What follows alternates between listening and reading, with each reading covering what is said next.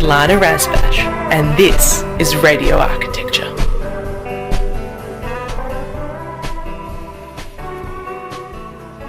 Good evening from beautiful Bunurong country. We are broadcasting to you live from the Karam Karam Swamp on another gorgeous evening on unceded Eastern Kulin Nation land.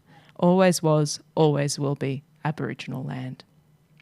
As always, you can join the conversation this evening and text us on the studio phone line. We'd love to have you with us. The number is 0493 213 831. And if you miss those digits, just a reminder, you can always hit the Contact Us button on Instagram at Radio Architecture, and it'll take you to the Radio Karam studio text line. My guest and conversation partner this evening is Ainsley Ryan. She is the Content and Communications Lead at Built Environment Channel. She is a strong advocate for architectural research and believes in communicating the value of architecture to the community. Ainsley holds a Masters of Architecture, Design Management and a Bachelor of Construction Management with honours degrees from Deakin University. She is a dedicated lifelong learner and has also pursued further studies in digital communications. After being diagnosed with multiple sclerosis, Ainsley strives to normalise invisible disability in the workplace and the wider built environment. Welcome to the program, Ainsley. Amazing. Thank you for having me, Ilana. It's great to be here. I'm so glad to have you in the studio, and also hello to everyone who's watching us live on YouTube too. They can see our new mugs here, and we're parked with a cup of tea, all cosy and so ready to have a chat.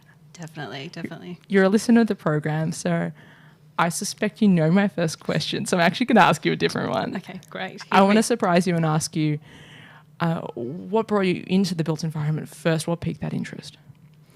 I think I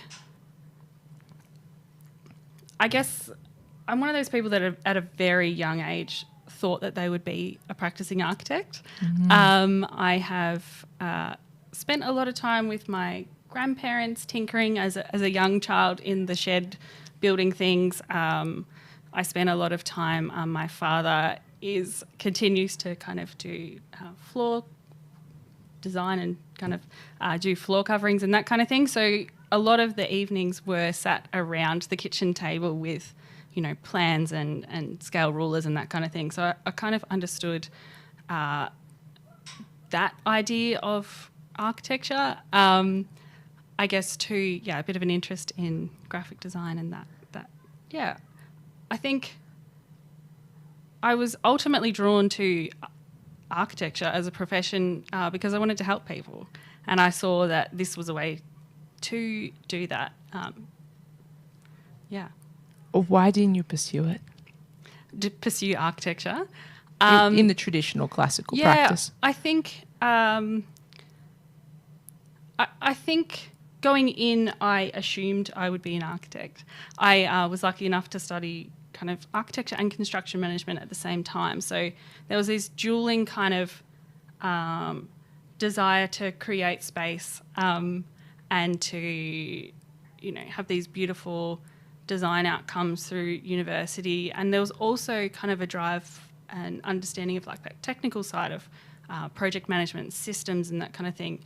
I kind of left I left university and thought I'd get a job at a construction company.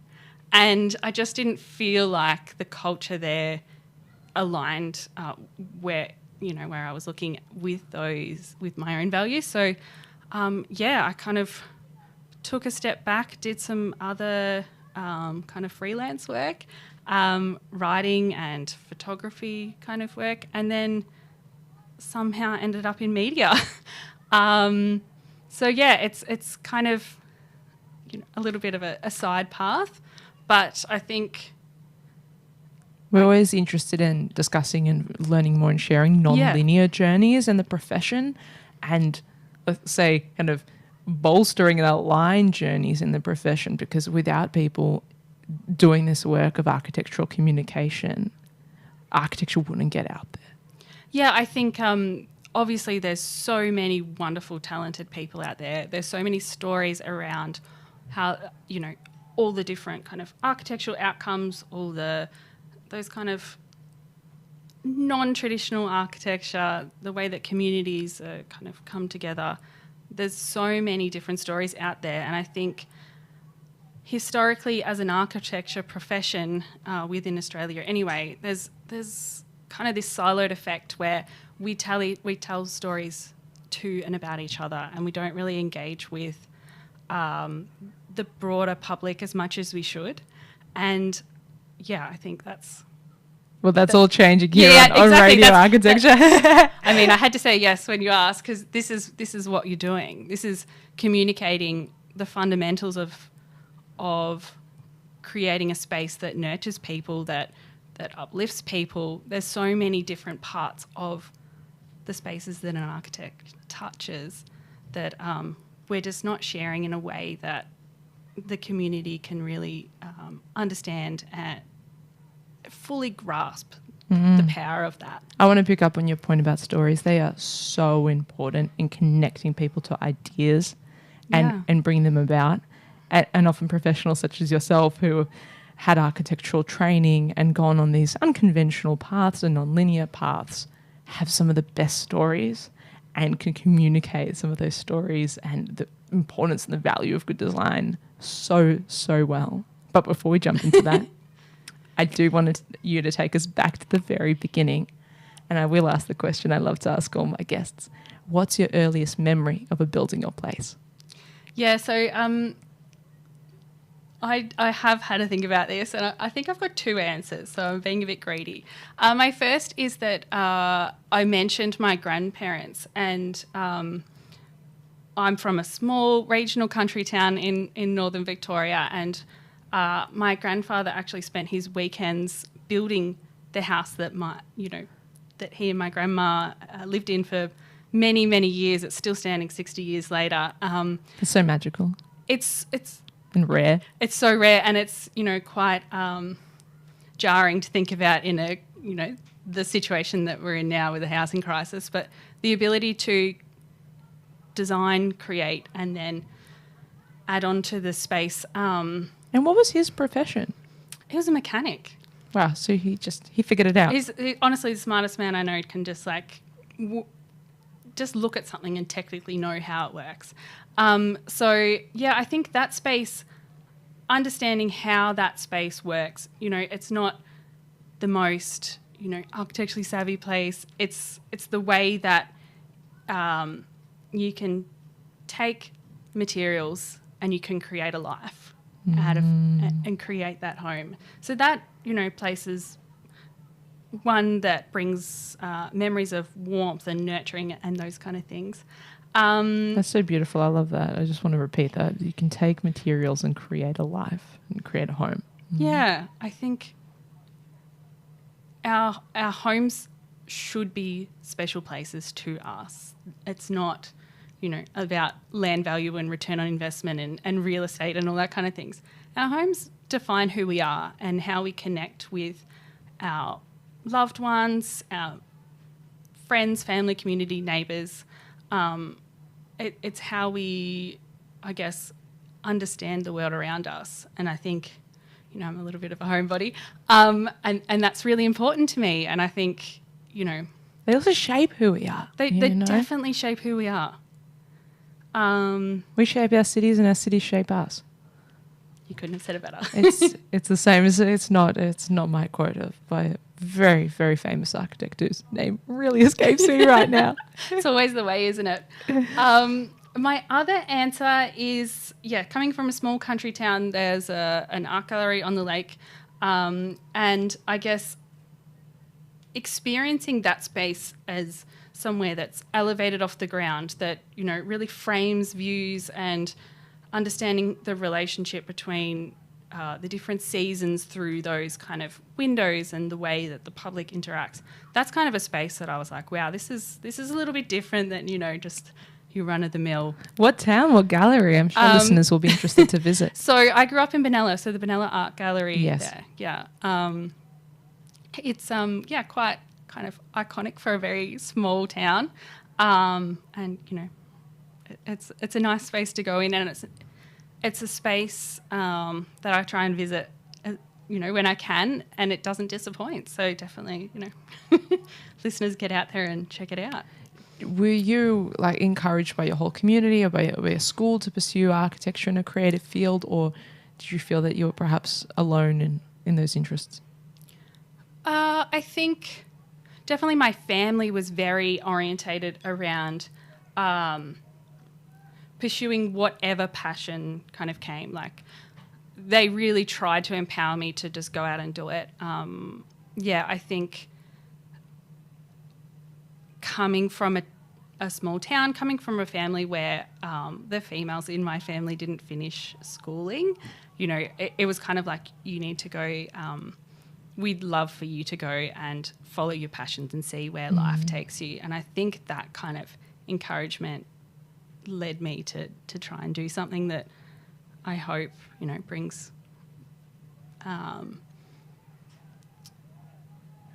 that brings kind of care and compassion to others. So. That's so important.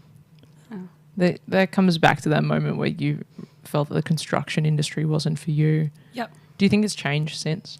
I'm encouraged by some of what's happening. In particular, there is a new kind of task force called the Culture in Construction Task Force, and a lot of the top tier builders are signed on to this kind of culture pledge, working with the Australian Constructors Association, as well as the New South Wales and Victorian governments, and they're really trying to lobby government to get kind of, gender ratios on tenders, parental leave, kind of a lot of the different things that as a wider society where we take for granted, really. We do definitely take for granted. And I think I'm inspired by the people who are out there pushing the envelope. I think if anything from the last 5 years has really taught us, it's the people and the companies and the businesses who are pushing the envelope and happy to kind of evolve, that will be successful and will kind of push that, I think, yeah. And we'll keep and attract and retain the best talent. Oh, definitely. Like, that's what you've got to do. There's, specifically in the construction industry, there's really low kind of, there's not a lot of availability of labour out there, of people in different specialisations. And you've got to attract and retain those staff. And I think as any industry and organisation, you've really got to move with the times. That's absolutely universal advice. Yeah. I want to ask one more question about your studies. What did you learn in architecture school or during that kind of dual course that you still carry with you today all the way through? What's that biggest lesson? There's so much. I think for a lot of architecture students out there, you think that there's one kind of mode of practice. I think that's kind of what you're taught. I hope that's not still the case, but there's so much around like strategy and systems thinking and project management, just understanding the way that, I guess all kinds of different, the way that we kind of come to public space, the way that we interact with it. There's not a day goes by that I don't use kind of architectural knowledge in some respect, and those lessons in life, I think, yeah. There you go, listeners. So you can change your careers, you can shift, you can come, but architectural training will set you up for life. And there's so many there's actually lists of really famous, really successful people that were trained as architects and had careers in completely different sectors and actually then became famous for that. There's books on the subject. There's all kinds of amazing people who have taken, I guess, the philosophy, and structures of kind of an architectural education, and that, that you can curate and look at the world in a new way through your architectural education. And I mean, there's so many evolving fields at the moment as well. the tech space in particular that I know that architectural studies and framework really will set people up for. So, yeah, we don't know what's coming. So definitely take your knowledge and run with it. I'm interested in how your kind of side of the fence of sorts, or, although it's not a fence, maybe ship in the regatta, to overextend the metaphor, view some of these technological innovations and changes. And often I do ask the question, what do you think about AI? Yeah. What do you think about AI approaching not only comms space, but also architecture and design? I think if we don't explore and test kind of what's out there, you know, I'm concerned that if we you know, have our feet in the mud and we, you know, things will kind of overtake us in some respects. There is the way that you craft and create a space beyond kind of that functional ratios, and that is very different than kind of what AI can do, as far as I know. But I think in terms of like generating ideas in the comm space, I'm always cautious of, you know, the algorithms and bias with the data that's collected. But I also think that, you know, there's no harm in testing these things out. I think of like artists over decades, when new technologies came out, the ones that kind of tested and tested them, I'm thinking of like Andy Warhol in particular, with, you know, video cameras when they came out and that kind of thing. Yeah, I'm of the belief that we test and refine and give new ideas a go. I don't think we can be shut off to anything as society and the world develops. But should a sacred golden fence be run around writing and editing? I mean, I know the academic world is really grappling with what do they do with AI and academic plagiarism and essays at the moment. I don't know I don't know the answer. I think you can't. Yeah, it's so challenging in that academic space in particular because there's so much unknown, and there's so many different sources and things that are coming in now that are apparently, you know, this architectural research on A, B, and C that doesn't exist. So I guess with these things, perhaps we have to go back to first principles of like trying to understand what truth is in these systems. But yeah, I'm someone who gives it a go. And sees what happens, but yeah, it's a good take. It's an interesting take, and I think it's really important to have these evolving discussions because it's something we're living the question on. Yeah, we truly don't have an answer yet. Yeah, of course. Yeah. The only thing I personally confidently could say about AI is I don't feel it's ever going to replace the architect. Because for as long as real people need real buildings to live in, real homes, real third spaces, real community buildings, there has to be a person to make those creative and emotive and interpersonal decisions. Yeah, I think architects in particular,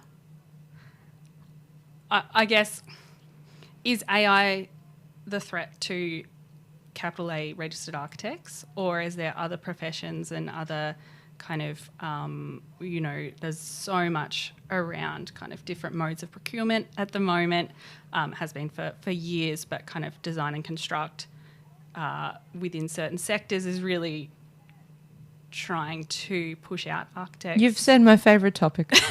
You said procurement. Yeah, absolutely. Procurement and intention. But my personal two favourite ingredients for the success of a project. Yeah, that's exactly it. And perhaps industries aren't concerned enough of the biggest systems, and that's again right, the architect system thinking there at play, the biggest systems and the structural systems that are affecting our industry, and AI is just that little kind of storm in a teacup maybe. Yeah, I guess it's easier to kind of identify something that's new and emerging and quite large, but yeah. Something to think about. It's definitely there's lots of people who are a lot more intelligent than I'll ever be to kind of, nut that out. But we'll wait and see on that, I think. Wait and see. Tell us a bit about the Built Environment Channel and what do they do? Yeah, so Built Environment Channel is, we were laughing yesterday. It's basically the polar opposite of this conversation right here. So Built Environment Channel is a digital screen network. We place screens in architecture firms, construction companies, some developers. It's highly curated on-screen content that is, audio free, so no audio, really short form headline content around what's happening in the world, in the industry. There's lots of, my role is looking mostly at kind of all of the architecture bodies, what they're doing, what they're advocating for, what's going on, lots of new research that's happening here and around the world that impacts an architect's day. We're just trying to curate as much as we can to add value to an architect's day and just make their job easier. There's so much to be across, as you know. So, we try and distill that in a really passive way, I think. What's something you've come across lately that you're excited about? Oh, my goodness. That you've put out there as content on the Built Environment Channel? Yeah, I was looking at, our team is, I think, we're all a sucker for a beautiful project. The team finds the most incredible projects from every country in the world, the most far-flung kind of, projects. In the last week, I've seen, this winery, I think it is, in Croatia that was all like mass timber and had this enormous like thatched roof, but it was so beautifully detailed. Today I've seen, the way that in Thailand an old car park has been reprogrammed as a community public art space, and the way that the community is kind of taking and adding life to this car park space. It's great seeing all these different, just always ever surprised at what the team finds. And then, there's so much at the moment about, obviously, the federal budget. We're trying to push out as much information as we can to that audience, Are you able to share some spark notes about the budget, how you think it might impact the built environment? I guess there is a big focus, we know, on housing, and I think that there's a lot of different factors in that. I've seen some reactions that say, looking at productivity is the major thing within the construction industry. It's just not what it is in other industries, and that's kind of a really big factor in the opportunity to build kind of 1.2 million houses. We just can't do it. There's lots around kind of, I guess, the sustainability kind of, there's some issues that pushing planning and reducing the amount of quote-unquote red tape is causing issues with sustainability and quality of our housing. It's not enough to just build. We need to build houses that are going to stand the test of time, that are comfortable to live in, that are not going to add to rising kind of costs to live in. So in terms of, that. It's got to be economically sustainable as well as environmentally sustainable and socially. Yeah. And I'll add also from a perspective of health. It's got to be a healthy home and a healthy building. 100%. Like some of the materials that we need to make sure that the materials and what we're putting into our house is contributing to our positive health outcomes, as opposed to, the products that aren't. Or just getting it right, getting the detailing right, getting the construction right, so people aren't living in mouldy homes and not accepting that as any sort of reality. That's I want to pick up on your earlier point, just a bit about productivity in the construction industry. Do we know yet why it's so low? Off the top of my head, no. There is some reports out there, and there's a lot of research being done at the moment around that. But I'm not game to speculate too much on that at the moment. Yeah. Fair enough. With so many issues in finding good housing, finding good home, such a minefield. Biggest recommendation remains the same for listeners. It's get in touch with an architect. Yeah. And most architects now are doing consulting services. So connect with an architect that can provide you some advice. Even if you're not going to go build a whole project, sit down for at least an hour. Yes. And find yourself that home that's going to be happy and healthy and supportive to your life. 100% agree. And it's all those kind of cost savings that can be found by professionals in terms of, building slightly smaller, building with better quality, having a better place to live. We don't all need a million kind of bedrooms and bathrooms and you pay for every single square meter. Exactly. And this is what I say to people, spend a couple of $100s and save hundreds of thousands later. Exactly. And you're paying for every single square meter, and maybe you don't need that many. Maybe you can reduce it and get quality instead of quantity. So much of the world is living that way now. Yeah, definitely. And I think you want to enjoy your house. You want to come home and feel like, you've stepped away from the world. That's how I would like to feel. These are these beautiful stories. I'm so happy you've said that. These are these beautiful stories that people such as yourself bring about so eloquently. to step away from the world and relax. That's what a great home does. Yeah, it's kind of the backdrop to your life, as we've said, and the thought of coming home to a dark, leaky, mouldy house just doesn't provide that kind of nurturing that good quality architecture can. And architects have so much to offer in so many different ways, especially within that kind of residential housing space.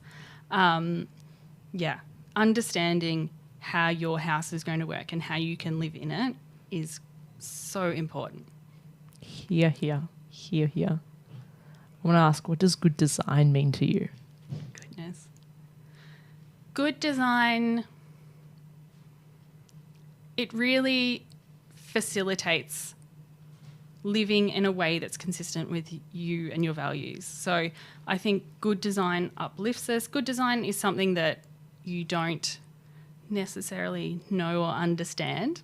I think we're all very good at understanding what bad design is and when a space feels not quite right to be in. But I think you don't notice. I think good design is almost like coming home and taking off that coat of just being comfortable within a space.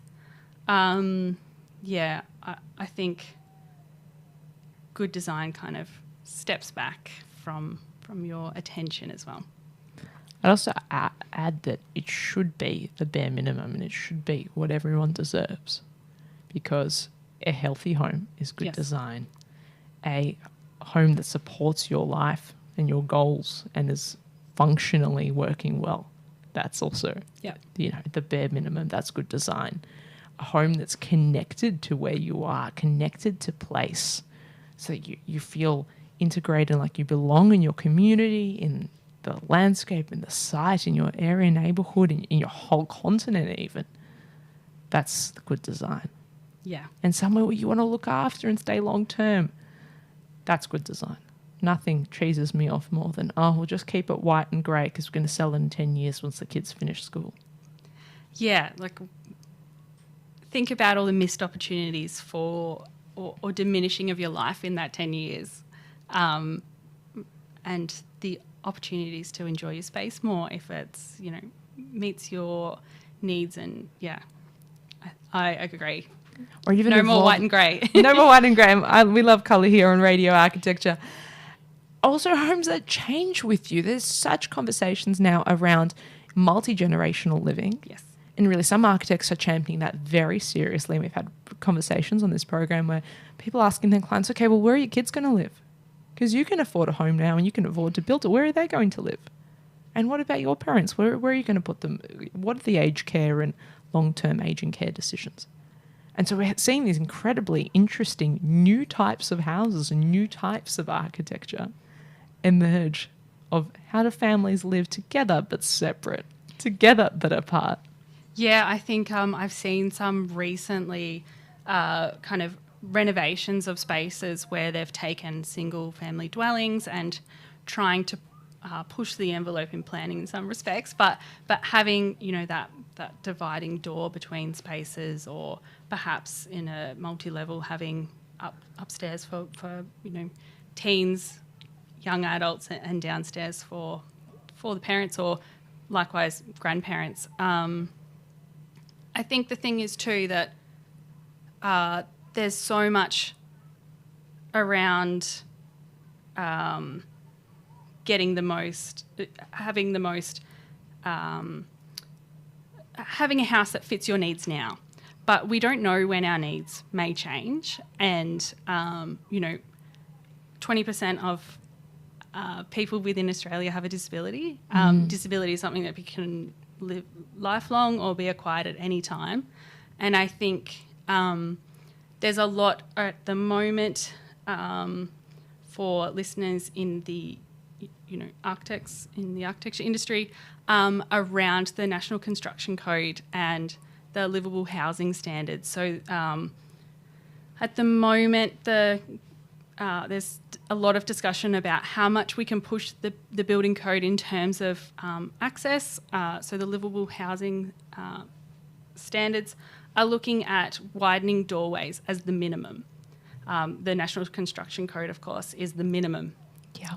That is the minimum, and everything else is illegal. Everything else is illegal. So looking at adding in livable housing standards means wider access to hallways so that you can bring, you know, not only wheelchairs but prams, or when you're coming through the front door with your groceries, you're not scraping the side of the wall. Like, it's also trying to bring in a whole host of different kind of minimum standards that provide for now but also in the future. And I think when we try and include more access into the places that we live and our public spaces, of course, there's so many more benefits for the whole community. We all benefit from having that extra space to walk through the front door.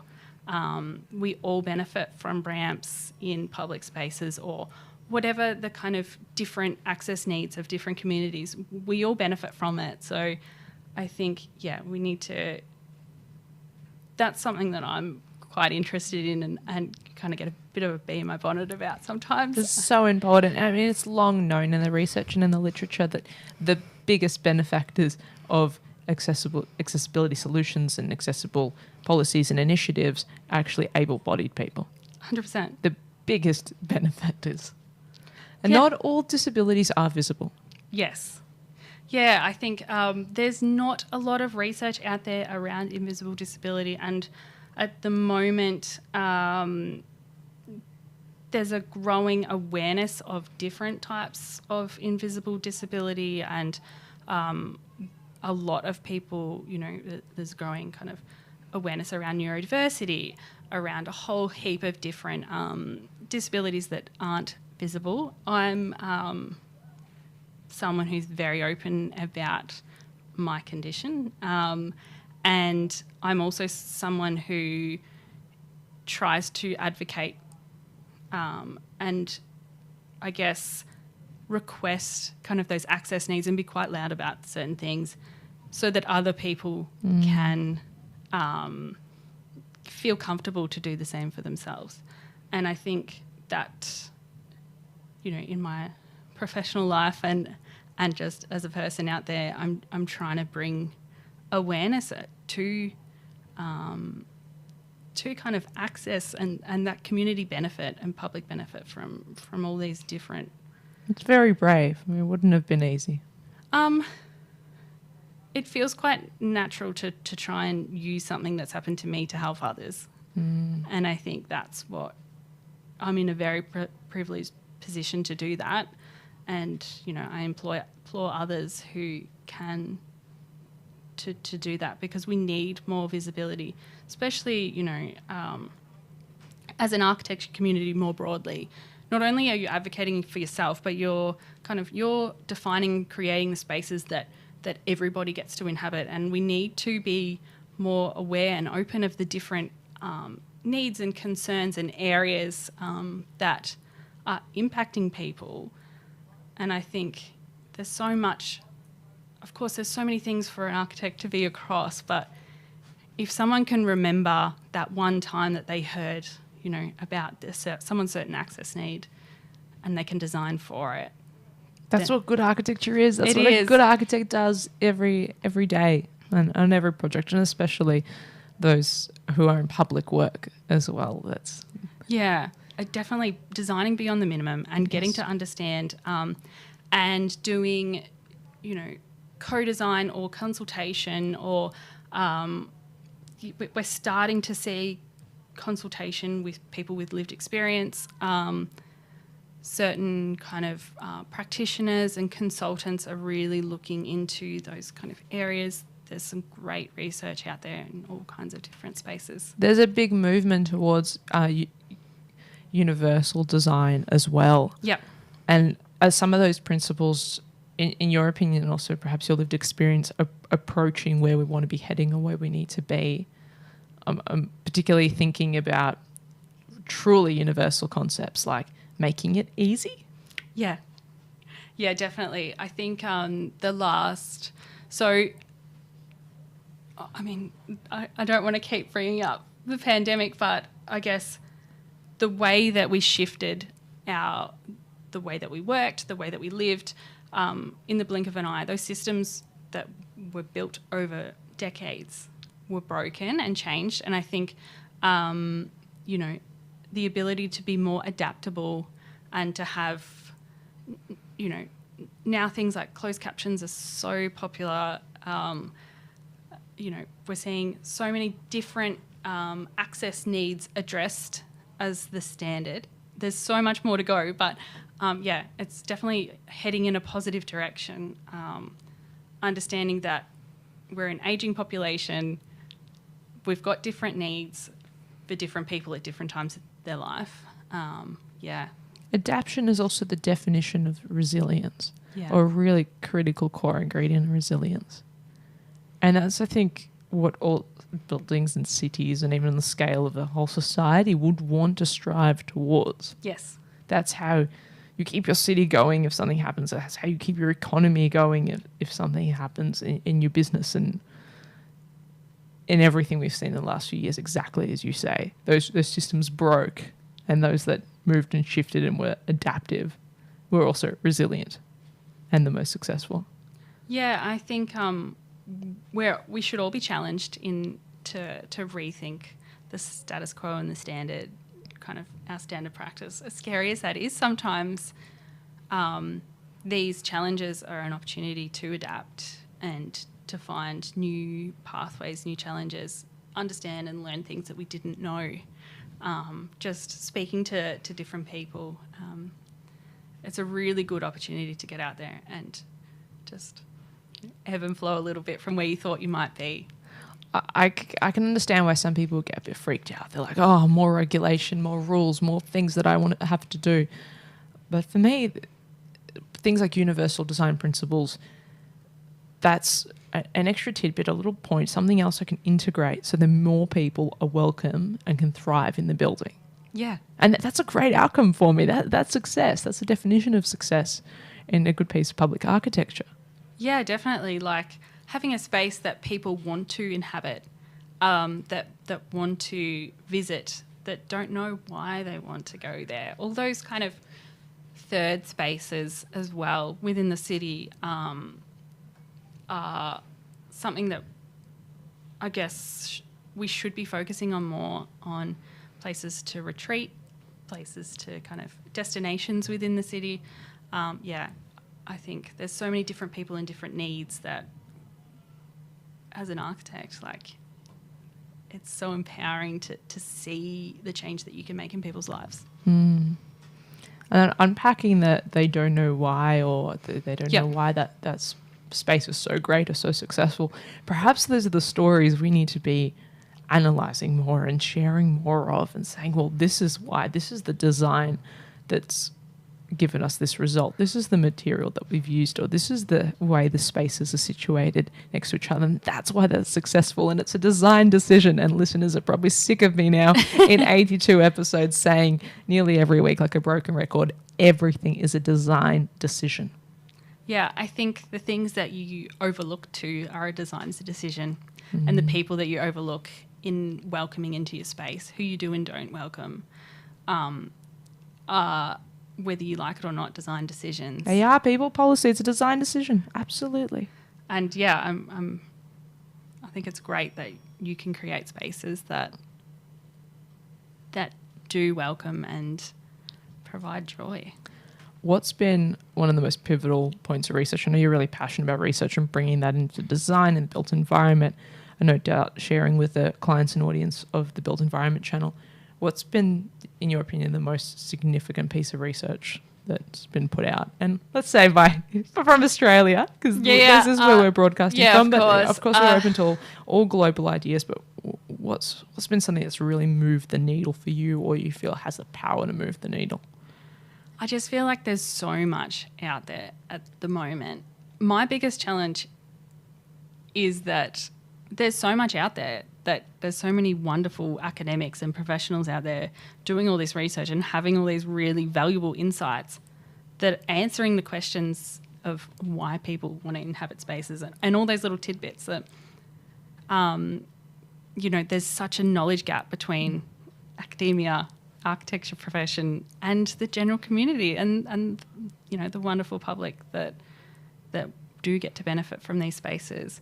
I don't think I can pick. I've got a favourite study, and that's the one by Dr. Peter Reisbeck and Archie team. A number of years ago now, so the figure is old, not adjusted for inflation, and it said that for every $1 you spend on architects' fees, you get $11.30 back in appreciated capital value. Huge return on investment. Huge. That's the value of good design in numbers. In numbers, in something that's really quantifiable, and I don't think that enough people know that in the community. That, Peter's work is incredible. He's a steadfast human being. But yeah, I don't think that enough people know that. And I think as an architecture profession, more widely, we need to do better at communicating that with the public and say, hey, like, this is if you want the numbers, this is the numbers. So yeah. We've just had a text come in. Oh, amazing. Hi, Ainsley. What are some innovative design solutions you've seen that go beyond basic accessibility requirements to create truly inclusive spaces? Rachel from Paran. Oh, Rachel. Wow. Of course, I go completely, mind blank right at this moment. I think places where you don't notice the accessibility in the public sphere is quite interesting. I think where you do notice it, that's the places that you remember, unfortunately. I can't think of anything off the top of my head. I'm so sorry, Rachel. That's a really good question, Rachel. Thank you for sending in. We'll have a think as we continue broadcasting. But it's perhaps there's so many spaces where people feel welcome enough, and I think you've said this already in our conversation tonight, Ainsley, that people feel welcome enough to stay beyond that bare minimum of get out jobs done, papers filed, questions asked, event start to finish. You feel truly included and welcome to stay longer. And I know when I worked in a lot of council public library buildings, some of the most popular users of the library were school students needing somewhere to study, get away from their nagging parents, or even give themselves a more serious space and a more serious environment, and homeless people. And in a way, that's accessibility, that's providing community, that's providing amenities, that's providing maybe a cup of tea. A lot of public libraries have tea points now where people are included to feel as part of members of society. Maybe that's that public library that's stopping their crisis from getting even worse. I agree. I think there's so many successful libraries popping up in a lot of different suburbs around, and I think we need that public amenity. And there's so many different programs and communities coming together and intersecting in those public library spaces that you can retreat, you can meet. In my local library, they've got a sewing class and club. They've got all kinds of different 3D printing and anime groups that come together and learn how to speak English and practice. So there's so many different aspects for that public library space that are incredibly accessible to the public if you know about it. And there's really rare and almost sacred third spaces that we have to guard and protect and maintain in our society, because a lot of places don't have it. A lot of places don't have public space where you're not expected to pay anything and is truly democratic and you can just come and you can just be. Yeah, I agree. There's so many opportunities for third spaces in our cities, in our communities. I think we're starting to see in City of Melbourne is doing quite a bit of work on private public open spaces, opening up some laneways and some spaces that are actually owned by private enterprise, but are providing for cafes, overspill and those kind of places as well. Oh, what an excellent initiative. Yeah. I want to ask you, I'm mindful of the time, I want to ask you about communications and maybe some of our professional listeners and listeners active in the built environment might be curious to know, what are some of your best tips and tricks and tools? What recommendation do you have to those that are feeling, okay, I really need to advocate now for the value of my services and the value of what I do as a professional? And they might not be an architect, there might be allied, some sort of related allied services, and maybe they're a builder listening. So we have lots of builders that tune in, and we love you too. I think fundamentals of marketing really and human connection, I guess, is understanding who you're talking to and that you're building a relationship and connection with people, and you need to really understand the position of your client, of who you are going to be providing services for, whatever those services might be. So understanding what motivates them is kind of at the core.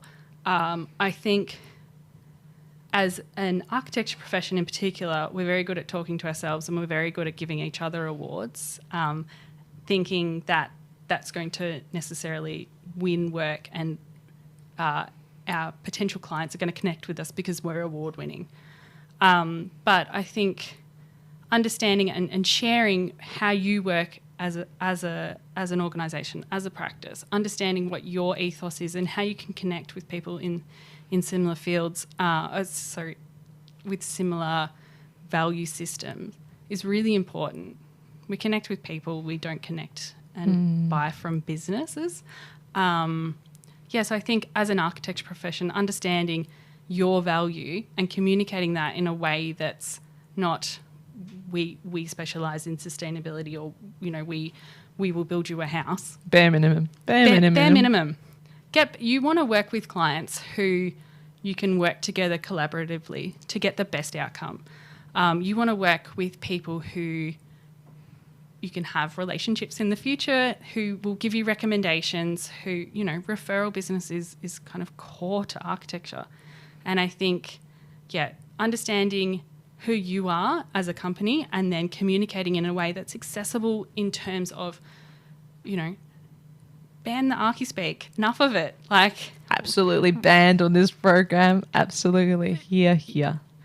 Just by, communicating in a really elitist way is only speaking to a certain part of the community, and you don't know who your clients are, who your potential, best work that you could ever do will be. It might not be the award-winning projects that are featured in certain publications, but building building connection with potential clients out there and just living more who you are through your values, through what you're putting out there, I think would be my little tidbit. I think that's a really good point for all creative practice and in art, even, that being your full true self and letting that emerge in the work. Yeah. You want to collaborate with the people that you're working with and get really nice, well-considered outcomes, and not be, arguing over fees and all kinds of different things. You want to be creating something that everybody is proud of at the end. Yes, it's all about relationships. And I often do say this on the program too, that you're not just buying a service or drawings or plans or a house even. You're actually buying a couple of years of a person's life. Yeah. That you're connecting and you're stressing over the work and the home and the project, and your architect is there for you the whole time. It's a serious investment. And it's kind of like a relationship of, a healthcare provider or a doctor or something. Like you want to, you want to get the best out of the relationship. And also, I think you want to share, as an architect, you want to share that you're a person outside of architecture, and that, your family and your interests and those kind of things are the things that are really going to draw out better outcomes, better clients, better outcomes. All really interesting points, all great advice for our listeners. Well, looking ahead, you're of course coming across your desk, no doubt, as so many amazing architectural ideas. Where are we? What are your future projections? Where are we headed? What are you getting excited about with a future outlook? I think there's a lot of negativity and doom and gloom out there, with many different stressful factors coming from all kinds of areas at the moment. And I think the only way that as a community and a community of architects, a wider industry, we all need to come together for kind of collective good. And I'm starting to see, I'm hopeful that will happen. I'm hopeful that, banding together to face certain challenges that's what I'm hopeful will continue to happen. I feel like there's so many emerging practitioners that are really pushing the envelope in all sorts of different ways as well. So yeah, I'm excited for that too. Who are some of those that we should keep an eye on? What are you getting? Goodness. I'm not giving names. I'm trying to be very diplomatic on this. I know you probably can't pick favourites with the sort of work that you do, but any sort of material technologies or systems that you're particularly interested in, or you think are sort of becoming the next frontier? I think we're going to see a lot